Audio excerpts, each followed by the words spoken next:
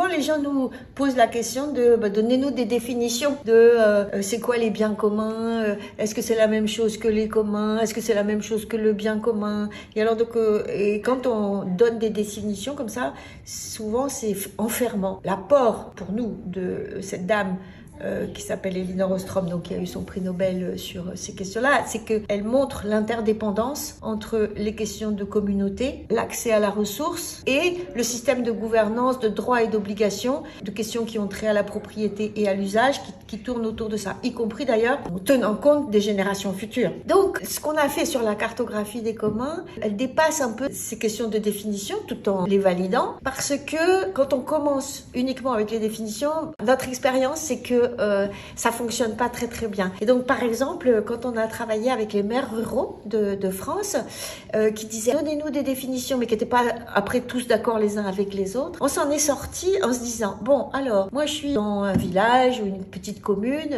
je suis maire, je me sens préoccupée par un commun, un bien commun, enfin quelque chose qui concerne tout le monde chez moi, que je pense concerne tout le monde. Alors il y en avait qui disaient ah c'est la salle communale, d'autres qui disaient c'est la forêt, d'autres qui disaient c'est l'eau, voilà. Vous avez identifié 2 ou 3 ressources, on va dire ça comme ça, et qui concernent des communautés. C'est qui ces communautés? Est-ce que vous pouvez les identifier?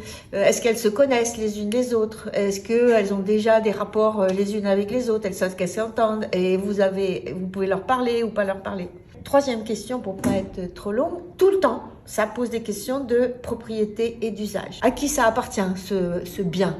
Est-ce que c'est un truc public ou est-ce que c'est un truc privé? Et des fois, les trucs publics, ils sont gérés comme des trucs privés, c'est-à-dire une forêt publique, voilà, des fois, elle peut être vendue. Ça, c'est quelque chose qui est vraiment intéressant à se poser parce que là, on rentre dans le dur, on rentre dans les questions juridiques. Et il y a des dispositifs qui peuvent être adoptés pour justement à la fois connecter et déconnecter la gestion de la propriété et la gestion de l'usage. Et la dernière question qu'on se posait avec nos maires là, ruraux, c'est la question de la durabilité. Bon, c'est peut-être pas un très joli mot, mais comment ça s'inscrit dans le temps? Est-ce que ça peut être pérenne? Pas juste une bande de gens bien sympathiques qui s'organisent pour gérer ensemble, je sais pas quoi, la salle communale, et puis après c'est juste n'importe quoi, ou maintenant il y a pas mal de problèmes avec l'embroussaillement, je crois qu'on dit, des forêts.